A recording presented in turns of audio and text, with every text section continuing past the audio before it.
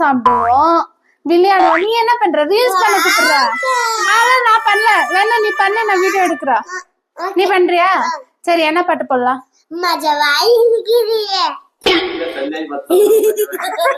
மஜாவா இனிக்கிற பாட்டா? உனக்கு கப்பல் ஏறதுக்கு நீ மாமா மாமான்னு சொல்லும் போது கூட எனக்கு ஃபீலிங் இல்ல.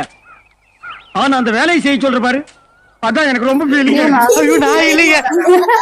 உன் மாமாவா? சஞ்சய் வாடா. சரி, நீ பாத்தியா போடு, அதான் இப்ப ட்ரெண்டிங்ல இருக்கு.